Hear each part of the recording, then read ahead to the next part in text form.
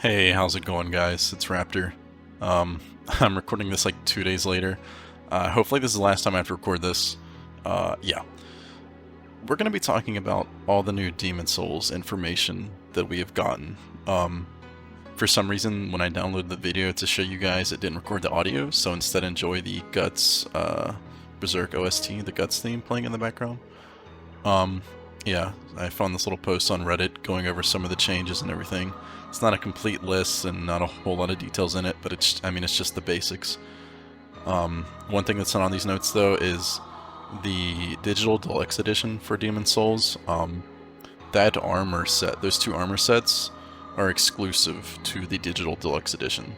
So that's kind of a bummer. I bought the digital deluxe edition, but I know a lot of people are boycotting that, and that's kind of messed up. How, a remake of a game with the new stuff and they're locking it behind that extra $20 paywall, but it is what it is, That scythe is also only for pre-ordering, so make sure you do that if you're going to get it. Let's get into some of these notes here. Encumbrance is still in, and better grass is way more. The grass system is otherwise intact, so the better the grass is, the more it's going to weigh compared to the other grasses.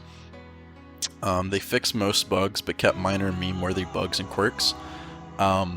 In the interview that they did with, who was it for Sony, Greg Moore, they said that they kept a lot of the bugs in there, like, that were kind of core to the original gameplay, and they just kept them in, That's how it was. They said they took bugs out to where, like, bosses you could shoot through the fog wall and stuff like that. They took that out, but the other, like, kind of core funny bugs, I think they said they kept them in.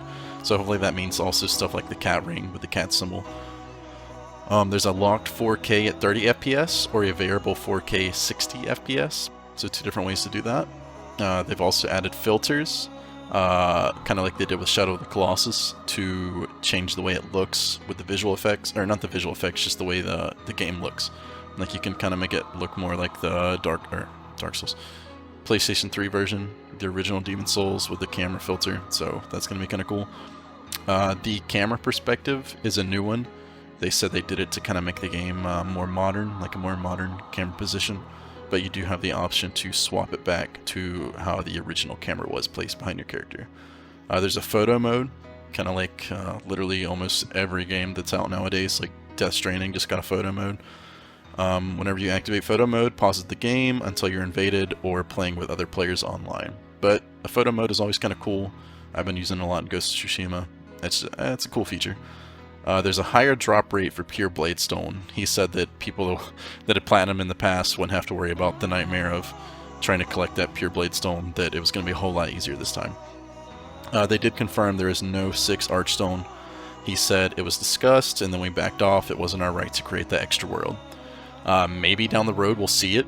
Maybe in a DLC, maybe something like that if they choose to do it. I mean, maybe the game does super well and FromSoft just kind of gives them the blessing, like, hey, go ahead, this is our idea, this is what we want to see, do it, or keep it true, never see that 6 Archstone, we'll just have to wait and see. World tendency and character tendency unchanged aside from improved UI.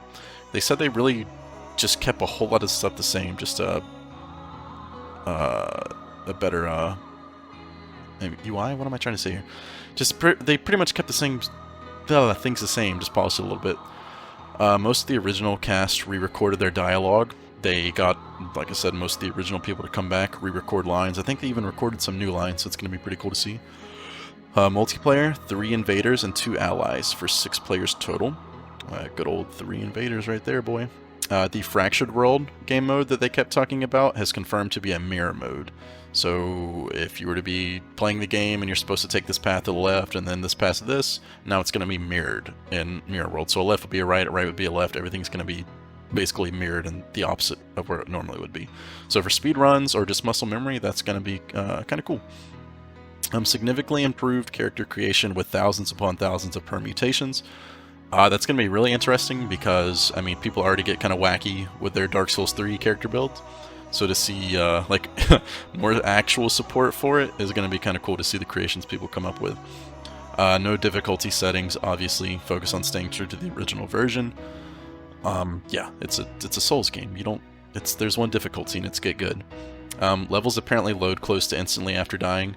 One of the things Greg Moore had said was one of the things that made Demon Souls kind of unfun and back on the PlayStation 3 was you're playing, you die, and then you're looking at a loading screen for 2 to 3 minutes, and you get back in the action, you play a little bit, you die again, and once again another loading screen for a couple minutes. Now he said, oh, you're playing, you die, you look at a black screen, couple seconds, boom, you're right back in the action. So to keep the gameplay more fluid and just keep you in the action. They took advantage of the PS5's new controller with the haptic feedback. You can feel the trigger tightening as you draw an arrow, and the controller gives feedback whenever you successfully parry. I know there's a way that you can disable the haptic feedback on your controllers, because I saw some videos where like that stuff looks intense sometimes with the controller fighting back. So you can keep it on or you can disable it, but it's kind of cool that they took advantage of that feature. There is omnidirectional rolling, 8 directions. He talked about, make it more like a modern Souls game. 8 directions to roll, not the original 4, so that's kind of cool. This part right here is very interesting to see how it works.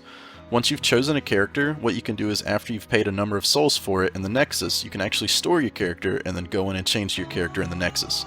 So it sounds like if you have one character where you're doing all the stuff on, go to the Nexus, pay the souls, you store them, and it sounds like you can, almost sounds like you can like respec them and kind of like do different builds on one single character without having to do different things, different playthroughs, different saves. You can do it all on that one character. And if that's how that works, that will be very, very cool. We will just have to wait and see. I wish I had more details on this one. Re-recorded soundtrack with full orchestra. On YouTube and Reddit and Twitter and everywhere today, they put a video on it. Or yesterday technically, because now it's Saturday morning. I just got off work. But yeah, they re-recorded the soundtrack. And I don't know if they had the original person or someone new, and they talked about like 120, I want to say like the best like orchestral artists or musical artists, something like that. Like it's just crazy. They went all out like they did with Bloodborne, and apparently it sounds fantastic. So that is very, very cool. And the soundtrack is part of the Digital Deluxe Edition, but I think they said down the road it will be a separate purchase, and they're even going to put it on vinyl. So that'll be cool to see. All the animations redone with motion capture, but still match the cadence and speed of the originals. I know Chase the Bro talked about this yesterday, that it's different animations, so it's gonna look cooler, it's gonna look more fluid, it's gonna look more modern, as they keep saying, but the speed of it is still the same as the original. So just because the attack looks different, it's still the exact same speed. All boss and enemy logic AI same as original game. That's another thing Greg Moore said.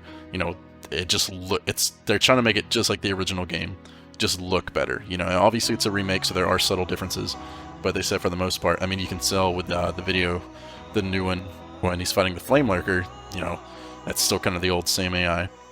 And they also said no changes to Old Monk. I'm telling myself right here, I've never actually played Demon Souls.